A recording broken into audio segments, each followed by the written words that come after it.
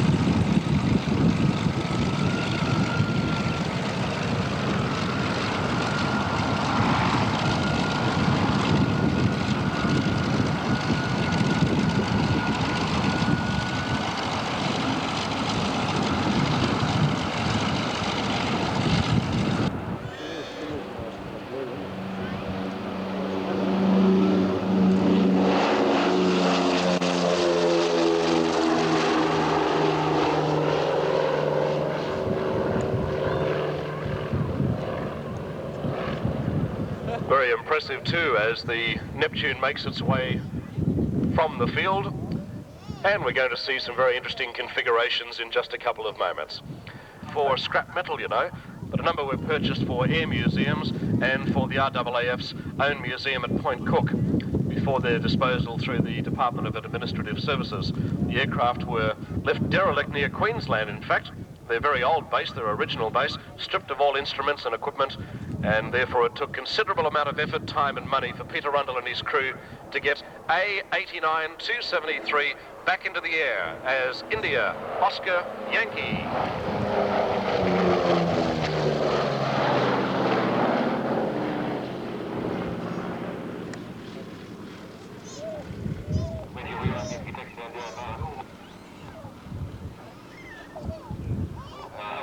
Doesn't that make a graceful line as he makes his way up and turns to the left, washing off all that airspeed too that he gathered, precious airspeed with that tailwind. Now we see what would appear to be a slow run towards the field. Cameras ready, folks, for a close-up view through standard or telephoto lens of the Neptune. Those 103-foot wings, 91 feet in length, standing 29 feet off the ground, wheels down and a dirty approach to the aerodrome. Extraneous parts hanging out to spoil that aerofoil as the Neptune gives us a slow speed run here at Mangalore. Isn't that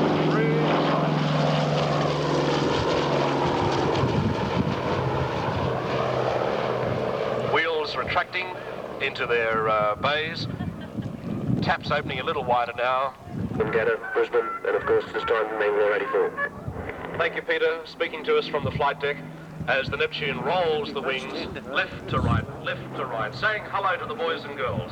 Kids that don't normally have an opportunity to see such a beautiful aeroplane. Thank you for the theatrics there by Peter and his very friendly and competent crew.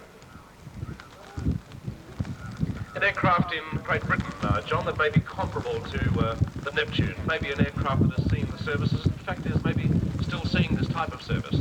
That would be the Shackleton, in fact, which was the last of the big Avro 4-engined aircraft, sort of maritime reconnaissance version of the Lancaster. That's got 4 engines, of course, 4 Griffins with contraprops. And there's still one squadron, 8 squadrons, still have them in service. They're about to get Nimrods. That would be the equivalent of this in the UK. Many thanks, John. John speaking to us today, John Blake from the Farnborough Airshow, of course gearing up for September of this year. And look at that lovely feature against the cloudy sky here in Mangalore today as the Neptune continues his orbits. And on the flight deck, the man in the cowboy hat, there's just a lot of hard work there, as Pete points out. You might make particular note that he did say it takes 2 hands on the control column to get it around those steep turns, and it takes a man with a very big boot, and a heavy boot in fact, to keep all the necessary pressure on the rudder pedals to make it all happen.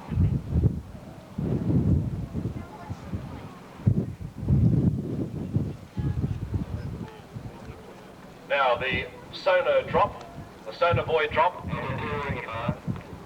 is perhaps going to take effect right now. Yes, at the tail you can see dropping, floating down to Mother Earth was the simulated sonar buoy drop.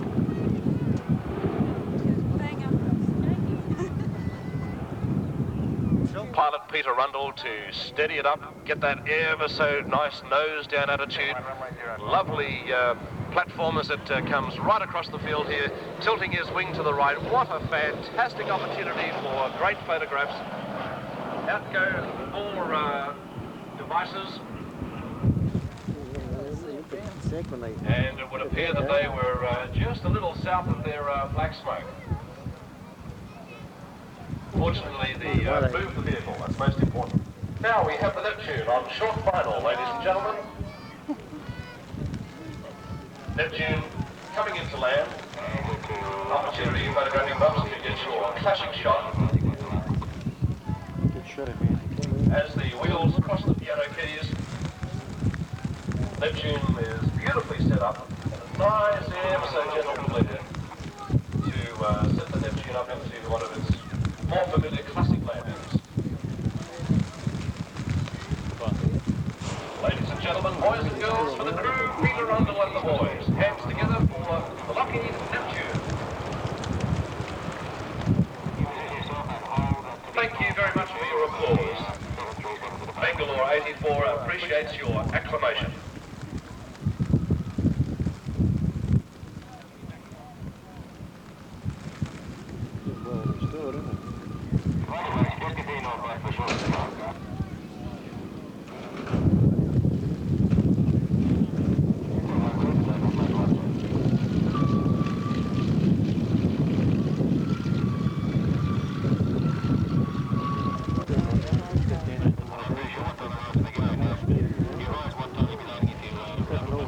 Taxiing the Beechcraft 18s, famous.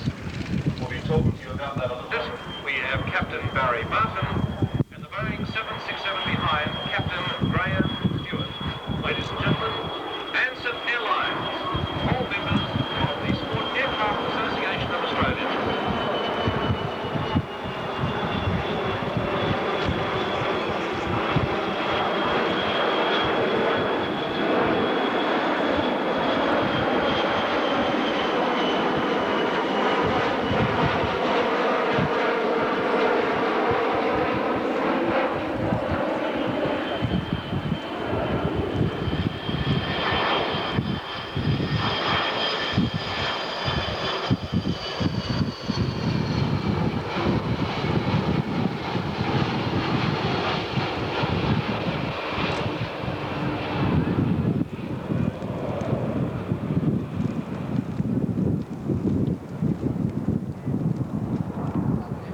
Well, beautifully executed there by Captain Graham Stewart, Captain Barry Martin and Captain Ted Walters from Ansett Airlines. I mentioned to you just a moment ago that the pilots are all members of Sport Aircraft Association of Australia. Let me also point out it's the very first time in Australia, boys and girls and mums and dads, you've seen history today, the very first time in Australia that the airline has had its prime carriers in formation for you to see. That's a history-making first. For Ansett, it's a history-making first for Mangalore 84. Oh, is that a low pass or is that a low pass? Okay, sweeping over the top of the field, the 737 leads the way. And boys and girls, it looks nice and low in those trees, but I assure you it's perfectly safe. Captain Graham Stewart in the lead aircraft. As you heard, Ted Walters in the lead aircraft, giving us another slow pass of a magnificent view too of these beautiful aeroplanes. 737. The aeroplanes are replaced with DC-9. 727.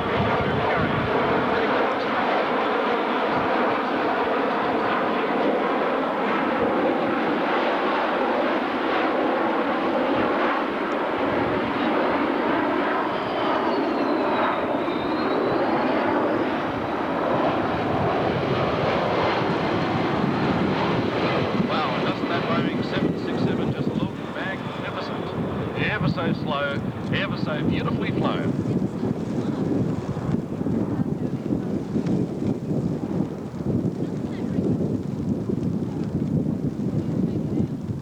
Of Ansett's high-speed run.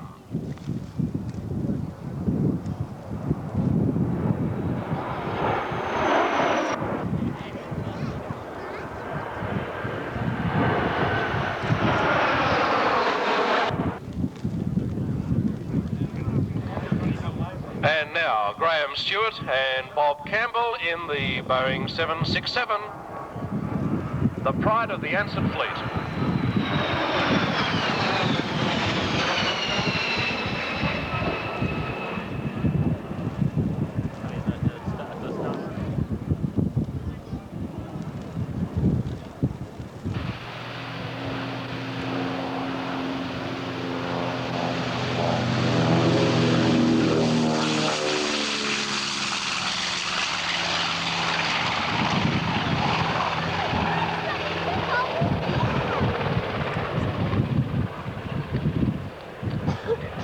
Beautifully executed too by Mustangs rolling, ladies and gentlemen.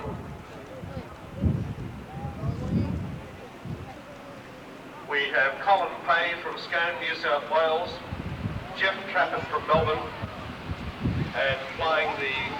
Mustang, Jack McDonald.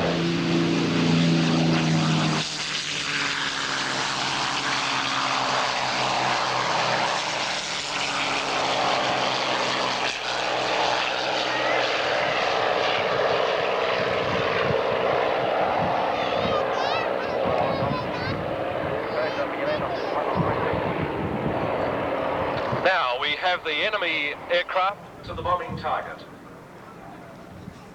Now the enemy aircraft has got it sighted. Look, a little higher than the B-25 and behind. By golly, the enemy has the B-25 in gun sight and within firing range too. B-25 makes its approach to the target area and the enemy in hot pursuit.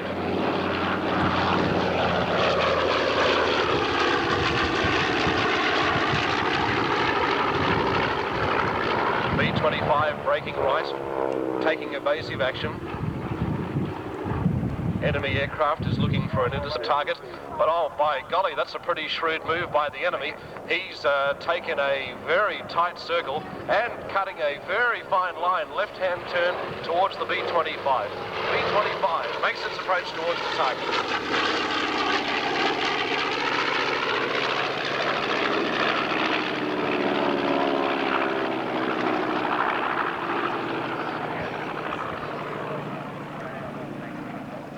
As yet, the two Mustangs out on patrol haven't noted the flight of the B-25 and the sinister enemy lurking, waiting for it. Right, here comes the Harvard. Pilot anxiously looking in his rear vision mirror saying, "Where is Bertie?"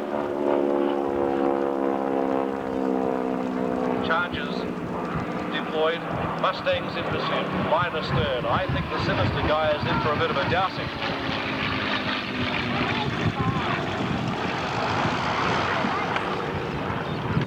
It didn't actually see. We'll go back to Bruce in a moment. Enemy aircraft still trying to get away. Ladies and gentlemen, look to the east. The Mustangs have got him sorted right out this time. Now the enemy trying to get away. He's not really taking evasive action, but in come the Mustangs. Beautifully, line astern and under fire. I would say that after that second strapping run. Jeff Trappett has simulated rockets. In fact, they are rockets, but of course they hold no warhead or... Ladies and gentlemen, the Harvard.